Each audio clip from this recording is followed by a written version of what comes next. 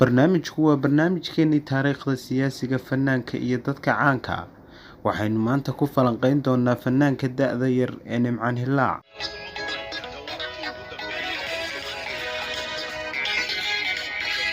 fanaanka da'da yar ee Nimcaan Hilaac wuxuu fankiisa ka soo bilaabay magaalada Boorama, halkaasi oo uu yaraantiisii ku dhashay.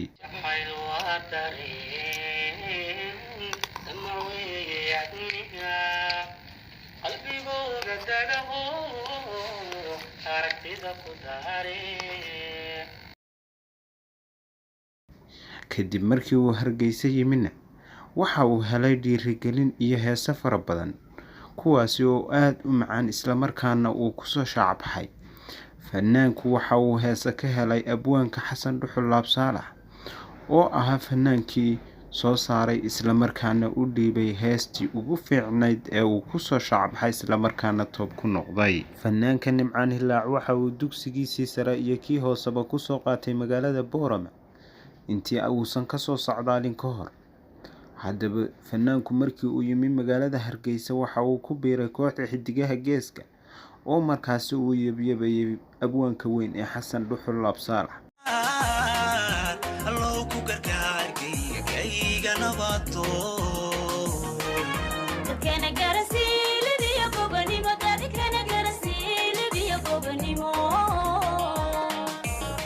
ilaa ay cirka gaadheen isla markaana dayaxa isku mareen. haddaba fanaanka Nimcaan Hilaac ayaa marka uu heerkaasi gaadhay u leexday dhanka iyo Muqdisho.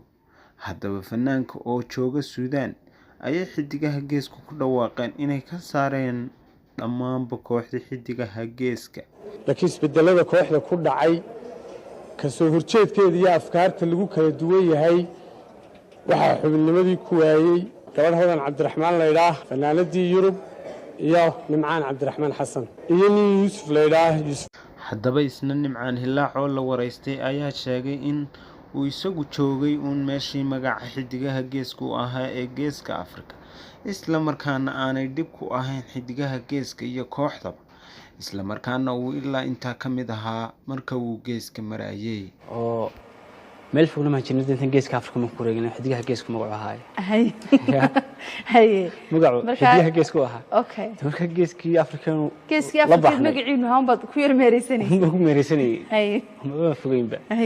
laakiinse aanuniyaho wax dhibaatoon arkay ka saartaanka kooxda haweeraatee ma jirto, waxniga ma bedelin. kulay jiritaankoodana dee kama xumiyo ka mid baan ahaa. aad iyo aad haddii la isku fahmi waayo waxyaalaha qaar waxaan ugu kala tegi karin baa jira. marka way salaamihiin nafskooda. fanaanka Nimcaan Hilaac markii uu ka baxay kooxda Xidigaha Geeska waxaa lagu soo dhaweeyay magaalada Muqdisho isla markaana loo dhiibay kooxda Waaberi Baan ee Soomaaliya, gaar ahaan magaalada Muqdisho, halkaasi oo uu ka noqday gudoomiyaha kooxdaasi isla markaana uu ku gaadhay horumar wacan oo hiigsi iyo turaalo leh. saadaashii digtoorka culumada diintiyo ducadii wax garadka dainooda daajir darxumadii dalkaygiyo dagaaladii tadaashaday alle naga duqaadiye naga duqaadiye. haddaba markii Nimcaan Hilaac laga saaray kooxda Xidigaha Geeska kadib ayuu soo qaaday hees aad u macaan taasoo midhaheeda laga dheehan karayay sida uga cadhaysnaa ka saarista kooxdaasi Xidigaha Geeska. haddaba waa tan heestii ee nala daawo. dhalinyarada geesku gacalayaal galad male qabyaaladee waa gubtaan waa cudur gadaafaho guweyn heer laguma gaadhe waa gunimo waa godob walaalka iyo gamo gablan iyo gumaadba laga dhaxlaa nacas garash jaliitay garabsata qof kastoo gargaarsada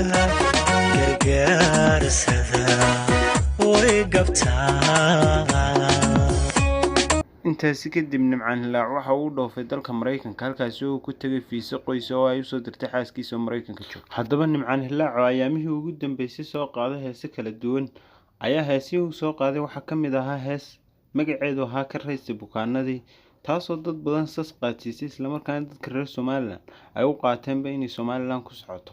Haddaba Xidigaha Geeska ayaa hees soo saaray iyaguna taasoo lagu micneeyay inay jawaab u tahay heestii Ka Raystay Bukaanadii ee uu qaaday Nimcaan Hilaac. dartayeen noloshii cusbayd waxay furtay buukalo waxbaa isakay bedelay ka baxay hawadii adagay ka baxay hawadii adagay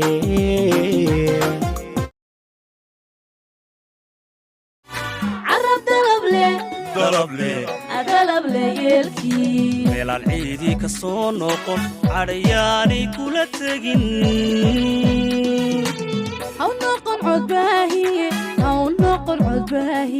cadowaanad garanayn haw noqon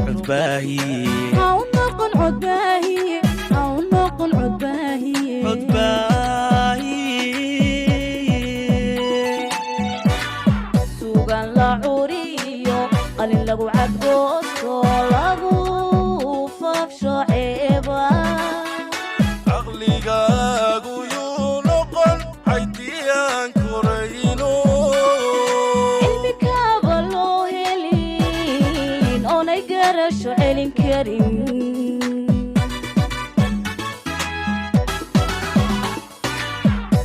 intaa waxaan kusoo gabagabayn doonaa barnaamijkan kaga hadlaynay taariikhda fanaanka Nimcaan Hilaac. haddaba si aad u daawato maalin kasta iyo meel kasta kanaalkan aad ugu xidhnaato subscribe noo saar, like na saar si uu dad badan u gaadho muuqaalkan isla markaana ay uga faa'iidaystaan dhalinyaro badan oo aan ogeyn taariikhda Nimcaan Hilaac. waad ku mahadsantahay daawashadaada. Salaam.